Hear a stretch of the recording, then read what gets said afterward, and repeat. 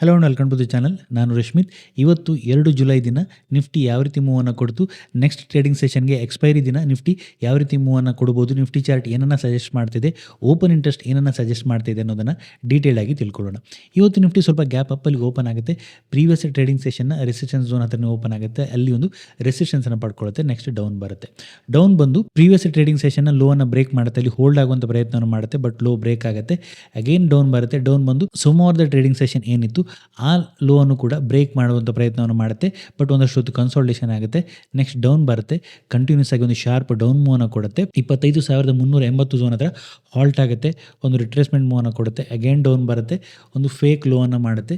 ಅಲ್ಲಿಂದ ಒಂದು ರಿವರ್ಸಲ್ ಮೂವನ್ನು ಕೊಟ್ಕೊಂಡು 25,450 ಝೋನ್ ಹತ್ರ ಬಂದು ಕ್ಲೋಸಿಂಗನ್ನು ಕೊಟ್ಟಿದೆ. ಇನಿಷಿಯಲಿ ಒಂದು ಡೌನ್ ಮೂವ್, ನೆಕ್ಸ್ಟ್ ಒಂದು ಕನ್ಸಾಲ್ಟೇಷನ್, ನೆಕ್ಸ್ಟ್ ಒಂದು ಶಾರ್ಪ್ ಡೌನ್ ಮೂವ್ ಕೊಟ್ಟು ಒಂದು ರಿಟ್ರೇಸ್ಮೆಂಟ್ ಮೂವನ್ನು ಅಪ್ ಸೈಡ್ ಕೊಡ್ತು ಅಂತ ಹೇಳ್ಬೋದು. ಹಾಗಿದ್ರೆ ನೆಕ್ಸ್ಟ್ ಟ್ರೇಡಿಂಗ್ ಸೆಷನ್ಗೆ ಯಾವ ರೀತಿ ನಿಫ್ಟಿ ಚಾರ್ಟ್ ಇದೆ, ಓಪನ್ ಇಂಟ್ರೆಸ್ಟ್ ಯಾವ ರೀತಿ ಇದೆ ಅನ್ನೋದನ್ನು ನೋಡೋಣ. ನಾಳೆ ನಿಫ್ಟಿಯ ವೀಕ್ಲಿ ಎಕ್ಸ್ಪೈರಿ ಕೂಡ ಇರೋದ್ರಿಂದ ಯಾವ ರೀತಿ ನಿಫ್ಟಿಯ ಬಿಹೇವಿಯರ್ ಇರ್ಬೋದು ಅನ್ನೋದನ್ನು ನೋಡೋಣ. ಮೊದಲನೇದಾಗಿ ನಾವು ನಿಫ್ಟಿಯ ಡೈಲಿ ಚಾರ್ಟನ್ನು ಅಬ್ಸರ್ವ್ ಮಾಡೋಣ.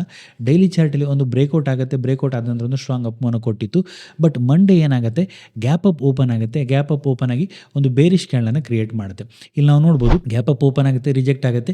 ಪ್ರೀವಿಯಸ್ ಟ್ರೇಡಿಂಗ್ ಸೆಷನ್ ಅನ್ನು ಕಂಪ್ಲೀಟ್ ಆಗಿ ಒಂದು ಎಂಗಲ್ಫ್ ಮಾಡುತ್ತೆ. ಒಂದು ಬೇರಿಶ್ ಎಂಗಲ್ಫಿಂಗ್ ಕ್ಯಾಂಡಲ್ ಕ್ರಿಯೇಟ್ ಆಗುತ್ತೆ. ಅದಾದ ನಂತರ ಮಂಗಳವಾರ ಇಲ್ಲಿ ನಾವು ನೋಡ್ಬೋದು, ಒಂದು ಇನ್ಸೈಡ್ ಡೋಜಿ ಕ್ಯಾಂಡಲ್ ಕ್ರಿಯೇಟ್ ಮಾಡುತ್ತೆ. ಓಪನ್ ಆಗುತ್ತೆ. ಒಂದು ಸ್ಮಾಲ್ ರೇಂಜ್ ಅನ್ನು ಮಾಡಿಕೊಂಡು ಕನ್ಸಾಲ್ಟೇಷನ್ ಅನ್ನು ಮಾಡ್ತಾ ಇತ್ತು.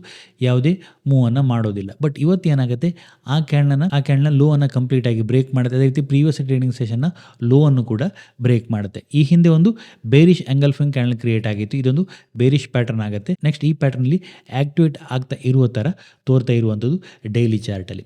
ಸೊ ಡೈಲಿ ಚಾರ್ಟಲ್ಲಿ ಇಂಪಾರ್ಟೆಂಟ್ ಇರುವಂಥ ಲೆವೆಲ್ ಯಾವುದಾಗುತ್ತೆ, ಸೊ ಇಮಿಡಿಯೇಟ್ಲಿ ನಾವು ನೋಡೋದರೆ ಈ ಬ್ರೇಕ್ಔಟ್ ಝೋನ್ ಏನಾಗುತ್ತೆ, 25,250 ಅಥವಾ 250ರಿಂದ 300 ಝೋನ್ ಅಂತ ನಾವು ಟ್ರೀಟ್ ಮಾಡ್ಬೋದು. ಆ ಝೋನ್ ಇಂಪಾರ್ಟೆಂಟ್ ಆದ ಲೆವೆಲ್ ಆಗುತ್ತೆ, ಸಪೋರ್ಟ್ ಆಗಬೇಕಾಗತ್ತೆ. ಇಲ್ಲಿ ರಿಜೆಕ್ಟ್ ಆಗುತ್ತೆ, ಡೌನ್ ಬರುತ್ತೆ. ಇಲ್ಲಿ ಕೂಡ ಒಂದು ವೀಕ್ ಮುಖಾಂತರ ರಿಜೆಕ್ಟ್ ಆಗುತ್ತೆ. ನೆಕ್ಸ್ಟ್ ಇಲ್ಲಿ ಬ್ರೇಕ್ ಮಾಡುತ್ತೆ. 25,300 ಅಂತ ನಾವು ಟ್ರೀಟ್ ಮಾಡ್ಬೋದು. ಸೊ 250ರಿಂದ 300 ಒಂದು ಝೋನ್ ಆಗುತ್ತೆ ಡೈಲಿ ಚಾರ್ಟಲ್ಲಿ ಇಂಪಾರ್ಟೆಂಟ್ ಇರುವಂಥದ್ದು. ಸೊ ಆ್ಯಸ್ ಅಪ್ ನಾವು ನೋಡಿದಾಗ ಈ ಸ್ಟ್ರಾಂಗ್ ಅಪ್ ಮೂವ್ ಏನಿದೆ, ಇಲ್ಲೊಂದು ಸ್ಟ್ರಾಂಗ್ ಅಪ್ ಮೂವ್ ಮಾಡ್ಕೊಂಡು ಅಪ್ ಹೋಗಿದೆ. ಈ ಅಪ್ ಮೂವ್ನ ಒಂದು ರಿಟ್ರೇಸ್ಮೆಂಟ್ ಮೂವ್ ಆಗಿ ಇದನ್ನು ಟ್ರೀಟ್ ಮಾಡ್ಬೋದು. ಸೊ ಯಾವಾಗ 300 ಹಾಗೆ 250 ಝೋನ್ಗಿಂತ ಕೆಳಗಡೆನೇ ಒಂದು ಕ್ಲೋಸಿಂಗನ್ನು ಕೊಡ್ಲಿಕ್ಕೆ ಸ್ಟಾರ್ಟ್ ಮಾಡ್ತು ಅಂತೇಳಿದೆ, ಆಗ ಅದು ಒಂದಷ್ಟು ನೆಗೆಟಿವ್ ಆಗುತ್ತೆ. ಆಗ ನೆಕ್ಸ್ಟ್ ನಾವು ಅನಲೈಸ್ ಮಾಡಬೇಕಾಗತ್ತೆ ಯಾವ ರೀತಿ ಪ್ರೈಸ್ ಆಕ್ಷನ್ ಇದೆ ಅಂತ. ಆಸ್ ಆಫ್ ನೌ ಈ ಸ್ಟ್ರಾಂಗ್ ಅಪ್ ಮೂವ್ನ ರಿಟ್ರೇಸ್ಮೆಂಟ್ ಮೂವ್ ಅಂತ ನಾವು ಟ್ರೀಟ್ ಮಾಡ್ಬೋದು. ಕರೆಂಟ್ ಒಂದು ಸ್ಟ್ರಾಂಗ್ ಬುಲಿಶ್ ಕ್ಯಾಂಡಲ್ ಮುಖಾಂತರ ಅಪ್ ಮೂವ್ನ ಕೊಡುತ್ತೆ. ಈಗ ರಿಟ್ರೇಸ್ಮೆಂಟ್ ಮಾಡ್ತಾ ಇದೆ ಅಂತ ಹೇಳ್ಬೋದು. ಸೊ ಹಾಗಿದ್ರೆ ನಾಳೆಗೆ ಯಾವ ಲೆವೆಲ್ ಎಲ್ಲ ಇಂಪಾರ್ಟೆಂಟ್ ಆಗ್ಬೋದು, 15 ಮಿನಿಟ್ ಚಾರ್ಟನ್ನು ನಾವು ಅಬ್ಸರ್ವ್ ಮಾಡೋದಾದರೆ, ಸೊ 15 ಮಿನಿಟಲ್ಲಿ ನಾಳೆಗೆ ಯಾವ ಲೆವೆಲ್ ಇಂಪಾರ್ಟೆಂಟ್ ಆಗುತ್ತೆ, ಇಮಿಡಿಯೇಟ್ಲಿ ಈ ಝೋನ್ ಏನಾಗುತ್ತೆ, 25,500 ಝೋನ್ ಇಂಪಾರ್ಟೆಂಟ್ ಆಗುತ್ತೆ. 500ರಿಂದ 475 ಝೋನ್ ಅಂತ ನಾವು ಟ್ರೀಟ್ ಮಾಡ್ಬೋದು. ಯಾಕೆ? ಸೊ ಇವತ್ತು ನಾವು ನೋಡ್ಬೋದು, ಇಲ್ಲಿ ಈ ಝೋನ್ ಇಂಪಾರ್ಟೆಂಟ್ ಆಗುತ್ತೆ ನಾಳೆಯ ಟ್ರೇಡಿಂಗ್ ಸೆಷನ್ಗೆ. ಇಲ್ಲಿ ಪ್ರೀವಿಯಸ್ ಟ್ರೇಡಿಂಗ್ ಸೆಷನ್ನ ಲೋ ಇತ್ತು. ಪ್ರೀವಿಯಸ್ ಟ್ರೇಡಿಂಗ್ ಸೆಷನ್ ದಿನ ಇಲ್ಲಿ ಹೋಲ್ಡ್ ಆಗುವಂಥ ಪ್ರಯತ್ನ ಮಾಡುತ್ತೆ. ಇವತ್ತು ಗ್ಯಾಪ್ ಅಪ್ ಓಪನ್ ಆಗುತ್ತೆ, ಡೌನ್ ಬರುತ್ತೆ, ಅದನ್ನು ಬ್ರೇಕ್ ಮಾಡುತ್ತೆ. ಅಗೇನ್ ಸೋಮವಾರದ ಲೋ ಏನಿತ್ತು ಆ ಲೋ ಹತ್ರ ಬರುತ್ತೆ. ಇಲ್ಲಿ ಬುಲ್ಸ್ಗಳು ಒಂದು ಅಟೆಂಪ್ಟನ್ನು ಮಾಡ್ತಾರೆ, ಒಂದು ಟ್ರೈ ಮಾಡ್ತಾರೆ ಪ್ರೈಸನ್ನು ಹೋಲ್ಡ್ ಮಾಡಲಿಕ್ಕೆ, ವೆಬ್ಸೈಟ್ ತಗೊಂಡು ಹೋಗಲಿಕ್ಕೆ. ಒಂದಷ್ಟು ಹೊತ್ತು ಕನ್ಸಾಲ್ಟೇಷನ್ ಆಗುತ್ತೆ. ಬಟ್ ಸೆಲ್ಲರ್ಗಳು ಇಲ್ಲಿ ಫೈನಲಿ ಬಂದು ಈ ಲೆವೆಲನ್ನು ಬ್ರೇಕ್ ಮಾಡ್ತಾರೆ. ಬ್ರೇಕ್ ಆದ ನಂತರ ಒಂದು ಶಾರ್ಪ್ ಡೌನ್ ಮೂವ್ ಬಂದಿರುವಂಥದ್ದು. ಸೊ ಹಾಗಾಗಿ ಶಾರ್ಪ್ ಡೌನ್ ಮೂವ್ ಬಂದು ಈಗ ಈ ಝೋನ್ ಹತ್ರನೇ ಬಂದು ಕ್ಲೋಸಿಂಗನ್ನು ಕೊಟ್ಟಿರುವಂಥದ್ದು. ಸೊ ನಾಳೆಗೆ ಇಂಪಾರ್ಟೆಂಟ್ ಇರುವಂಥದ್ದು. ಸೊ ಈ ಝೋನ್ಗಿಂತ ಮೇಲೆ ಸಸ್ಟೈನ್ ಆಯಿತು ಅಂತೇಳಿ 25,500 ಝೋನ್ಗಿಂತ ಮೇಲೆ ಸಸ್ಟೈನ್ ಆಗ್ತಾ ಇತ್ತು ಅಂತೇಳಿ ಅಗೇನ್ ಬುಲ್ಸ್ಗಳು ಕಂಟ್ರೋಲನ್ನು ತಗೊಳ್ಬೋದು. ಸೊ ಸೆಲ್ಲರ್ಗಳು ಪ್ರೈಸನ್ನು ಡೌನ್ ಸೈಡ್ ಪುಷ್ ಮಾಡ್ತಾರೆ.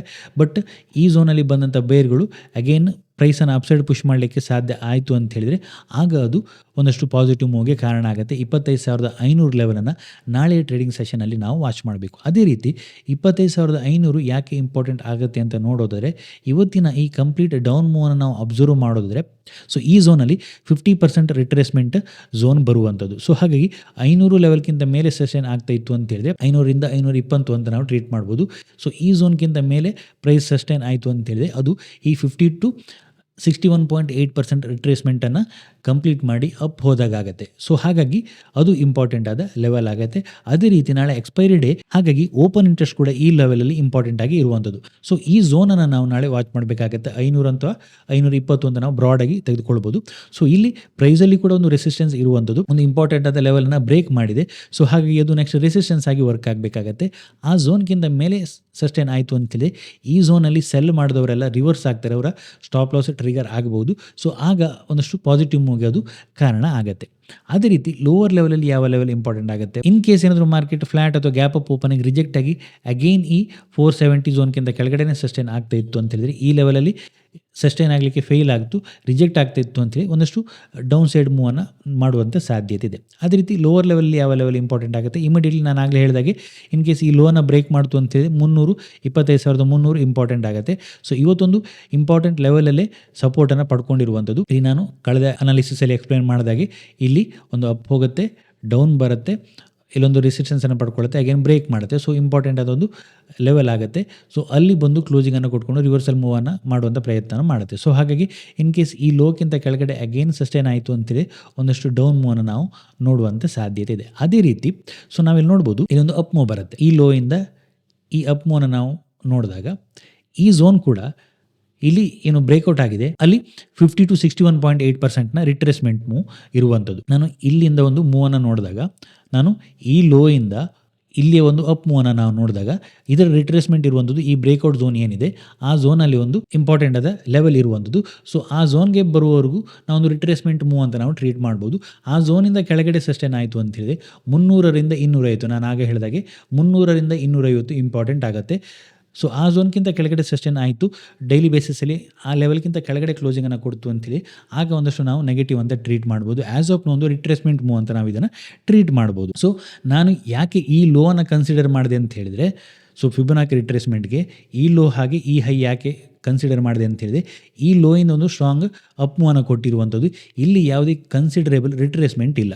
ಸೊ ನೀವು ಕೇಳ್ಬೋದು, ಸೊ ಯಾಕೆ ಈ ಲೋವನ್ನು ನಾನು ಟ್ರೀಟ್ ಮಾಡಲಿಲ್ಲ ಅಥವಾ ಈ ಲೋವನ್ನು ಫಿಬೊನಾಕಿ ರಿಟ್ರೇಸ್ಮೆಂಟ್ಗೆ ಟ್ರೀಟ್ ಮಾಡಿಲ್ಲ ಅಂತ ಹೇಳೋದಾದರೆ, ಸೊ ಇಲ್ಲಿ ನಾವು ನೋಡ್ಬೋದು, ಈ ಲೋನ ನಾನು ಕನ್ಸಿಡರ್ ಮಾಡಿದರೆ ಮಾರ್ಕೆಟ್ ಇಲ್ಲಿ ಹೋಗುತ್ತೆ, ಒಂದು ರಿಟ್ರೇಸ್ಮೆಂಟ್ ಕೊಡುತ್ತೆ, ಈ ಮೂವ್ಗೆ ಒಂದು ರಿಟ್ರೇಸ್ಮೆಂಟ್ ಮೂವ್ ಬಂದಿದೆ.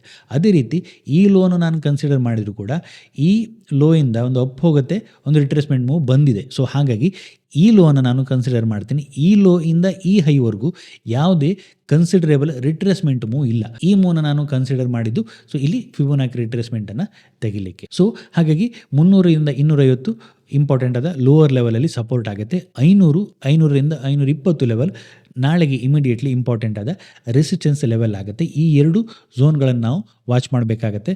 ನಾಳೆ ಅಗೇನ್ 470, 460 ಲೆವೆಲ್ಗಿಂತ ಕೆಳಗಡೆನೇ ಸಸ್ಟೈನ್ ಆಗ್ತಾ ಇತ್ತು, ಈ ಲೆವೆಲಲ್ಲಿ ಬಂದಾಗ ರಿಜೆಕ್ಟ್ ಆಗ್ತಾ ಇತ್ತು ಅಂತೇಳಿದ್ರೆ, ಇನ್ ಕೇಸ್ ನಾಳೆ ಗ್ಯಾಪ್ ಡೌನ್ ಓಪನ್ ಆಗುತ್ತೆ, ಅಪ್ ಹೋಗುತ್ತೆ, ಇಲ್ಲಿ ರಿಜೆಕ್ಟ್ ಆಗುತ್ತೆ, ಅಗೇನ್ ಡೌನ್ ಬರುತ್ತೆ ಅಂತಿದ್ರೆ, ಸೊ ಈ ಝೋನ್ ಅಗೇನ್ ಇಂಪಾರ್ಟೆಂಟ್ ಆದ ರೆಸಿಸ್ಟೆನ್ಸ್ ಆಗಿ ವರ್ಕ್ ಆಗುತ್ತೆ. ಲೋ ಬ್ರೇಕ್ ಮಾಡ್ತು ಅಂತೇಳಿ ಒಂದಷ್ಟು ಡೌನ್ ಮೂವನ್ನು ನಾಳೆ ಕೂಡ ಕಂಟಿನ್ಯೂ ಮಾಡುವಂಥ ಸಾಧ್ಯತೆ ಇದೆ. ಹಾಗೆ ನಾಳೆಗೆ CPR ಯಾವ ಝೋನನ್ನು ತೋರಿಸ್ತಾ ಇದೆ ಅಂತ ನಾವು ನೋಡೋದರೆ, CPR ಡೌನ್ ಸೈಡ್ ಶಿಫ್ಟ್ ಆಗಿದೆ, ಅಗೇನ್ ಇವತ್ತೊಂದು ಡೌನ್ ಮೂವ್ ಕೊಟ್ಟಿದೆ, ಡೌನ್ ಸೈಡ್ ಶಿಫ್ಟ್ ಆಗಿದೆ, ಒಂದು ಮಾಡ್ರೇಟ್ CPR ಕ್ರಿಯೇಟ್ ಆಗಿದೆ.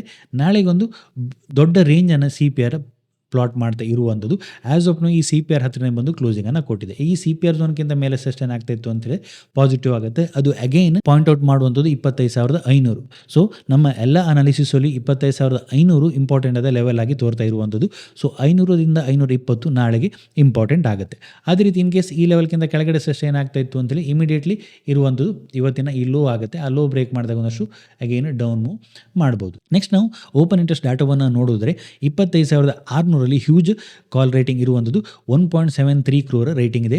ಟೋಟಲಿ ಅಡಿಷನ್ ಆದಂಥದ್ದು 48 lakh. ಅದೇ ರೀತಿ 25,500 1.5 crore ಇದೆ, 68 lakh ಇವತ್ತು ಅಡಿಷನ್ ಆಗಿದೆ, ಹ್ಯೂಜ್ ಅಡಿಷನ್ ಆಗಿದೆ. 25,500 ಪುಟ್ಟಲ್ಲಿ ಕವರಿಂಗ್ ಆಗಿದೆ ಅಂತ ಹೇಳ್ಬೋದು.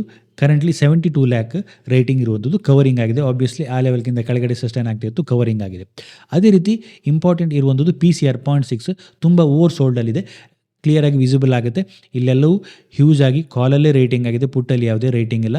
ಆಬ್ವಿಯಸ್ಲಿ ಪುಟ್ ಕಾಲ್ ರೇಷಿಯೋ ಓವರ್ ಸೋಲ್ಡ್ ಆಗೇ ಆಗುತ್ತೆ. ಹಾಗಾಗಿ ಒಂದಷ್ಟು ಬೌನ್ಸ್ ಬಂದರೂ ಬರಬಹುದು ಇನ್ ಕೇಸ್ 25,500 ಲೆವೆಲ್ಗಿಂತ ಮೇಲೆ ಸಸ್ಟೈನ್ ಆಗ್ತಾ ಇತ್ತು ಅಂತೇಳಿ.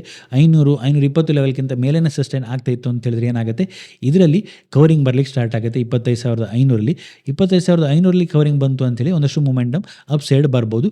So as of now 25,500 huge hurdle ಆಗುತ್ತೆ ಎಲ್ಲ ದೃಷ್ಟಿಯಿಂದ ನಾವು ನೋಡಿದಾಗ.